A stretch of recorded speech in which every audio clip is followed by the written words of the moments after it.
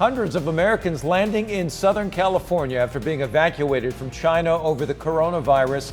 What comes next for them as we wait to learn about a potential case here in San Diego. Air rescues in Los Angeles after a fire erupted in this high-rise apartment building. Heated debate heading to City Council as privacy advocates push back against smart streetlights over privacy concerns. 10 News Midday starts now. Live from the Scripps Studios, this is 10 News. This morning, hundreds of Americans arrived at March Air Reserve Base in Riverside County after being evacuated from China amid the coronavirus outbreak. I'm Virginia Cha. And I'm Jim Patton. Those passengers screened during their journey back to the U.S. and now under quarantine. ABC's Alex Stone has more on the outbreak and the Americans' return to the U.S. Before arriving in California, the plane landed in Alaska to refuel. We are finally boarding the plane. Patrick Stockstill and his family were on board. We just touched down here on the stateside. Big cheer let out in the plane when we landed. While on the ground in Alaska, everybody on board was checked twice for any signs of coronavirus. All were cleared and found to have been healthy. The Boeing 747 lined with rows of passengers in face masks. Those working on board wore protective suits. In the U.S., a number of those with coronavirus has been growing, and authorities at 20 domestic airports will now screen passengers for symptoms. Americans should know that this is a potentially very serious public health threat. ABC News has learned the White House is not ruling out suspending all flights between the U.S. and China. United and American Airlines are already suspending some flights. Alex Stone, ABC News, Los Angeles. Meanwhile, here in San Diego, we're still waiting to learn the results of a potential local case of the coronavirus. The patient recently traveled to the affected areas of China. County health officials tested that person and sent that specimen to the CDC in Atlanta. No word yet on the findings. Officials do say the risk of exposure for San Diegans is minimal, particularly if they haven't been to Wuhan or had close contact with that person. This morning, a terrifying scene in Los Angeles, an inferno erupting at this high-rise apartment complex. It prompted one man, you can see, to venture out onto a ledge to escape the flames. Firefighters were able to get to him and get him down, but 8 people were hurt, 1 critically injured.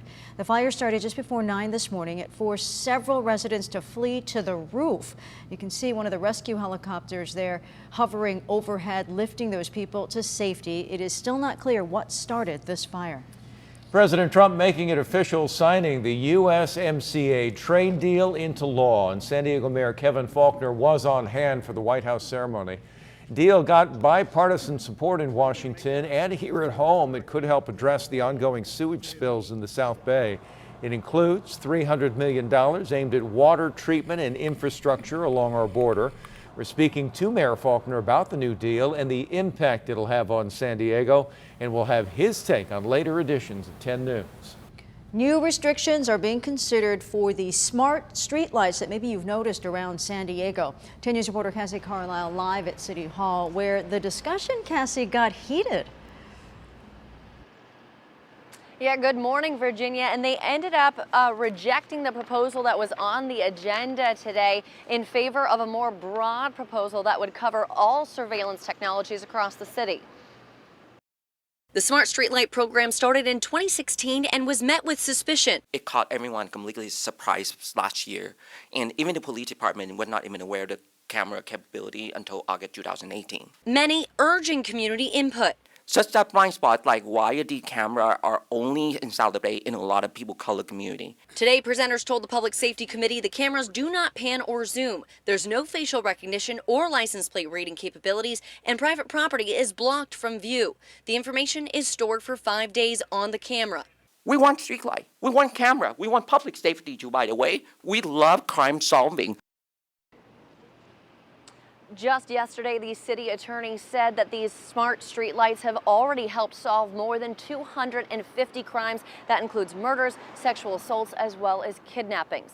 Reporting live downtown, Cassie Carlisle, 10 News. See. This just in, Bernie Sanders taking a moment to weigh in on a local San Diego race. So the top-tier presidential candidate, Sanders, is endorsing San Diego Council President Georgette Gomez for the 53rd Congressional District seat. Gomez is running to replace Representative Susan Davis, who is not seeking re-election.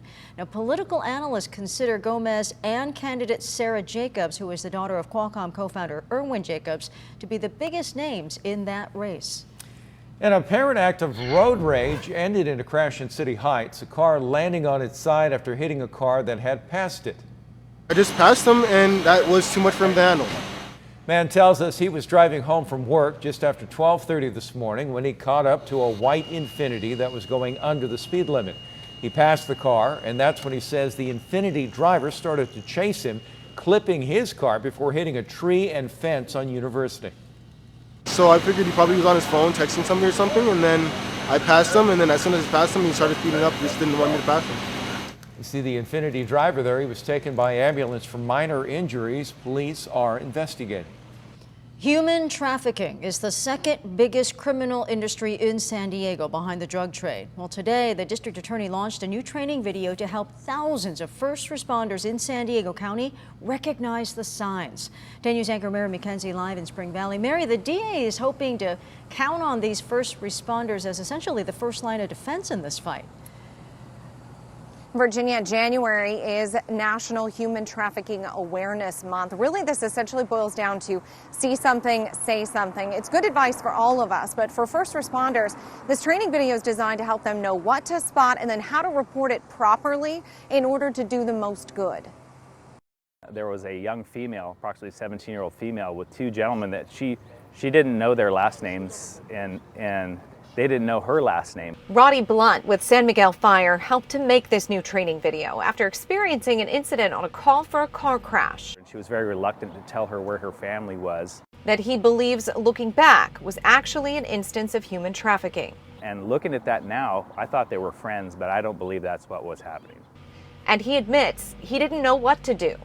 It actually upset me later, thinking that I had the ability to do something, and I just didn't know who to talk to. This new training video will be seen by roughly 3,000 firefighters from 40 departments, as well as EMS employees around the county, helping them spot both labor and sex trafficking and teach them how to properly report it. It includes interviews with the survivor and real-life experiences of several first responders. We want traffickers to be aware that we've just brought 3,000 more eyes on them, more eyes of brave people that are there to stop them. I was talking with Summer Steffen, and there is progress being made. She said last year 121 victims of sex trafficking were helped in the county. But I want to put that in perspective. I want to make sure I get the right numbers here. The most recent estimates, though, of the total number just of sex trafficking victims alone in the county is about 5,000. Labor trafficking numbers are estimated in the tens of thousands. So it's progress, but minimally, baby steps to get started here. We are live in Spring Valley this morning. Mary McKenzie, 10 News. Mary, thank you. Overnight, a pursuit ending in a crash on a busy street in Sherman Heights. This is video from our 10 News breaking news tracker on Evans Street just after 11 last night. Police say they tried to pull over a car registered to a wanted felon after the driver ran a stop sign. Chase lasted about 2 minutes before the driver slammed into two parked cars, tried to make a run for it, but police caught him and arrested him. More than 800 SDG&E customers still without power in the North County. That outage started just after 7 this morning. People in Solana Beach, Del Mar, Loma Santa Fe, and Eden Gardens are affected. Right now, no word on what caused this outage. The power, though, is expected to be back on about 12:30 this afternoon. One more time. Kobe! Kobe! Kobe! Kobe! Shaquille O'Neal leading a chant overnight outside the Staples Center in honor of Kobe Bryant. We're learning more about the helicopter crash that killed Kobe, his daughter, and 7 others. Investigators are still clearing the wreckage from the hillside in Calabasas, but they have recovered all of the bodies from the scene. Before the crash, the aircraft was seen, you see here, in thick fog. Bystanders say they could tell something was wrong. It was like gunning its engine. It was really loud, and it was banking and turning really steep. The NTSB says they're still trying to figure out why the helicopter went into a steep dive, but they say they do know that the pilot, Ara Zabayan, was rapidly accelerating before taking a sudden turn, and then he was still turning when that chopper slammed into the mountainside.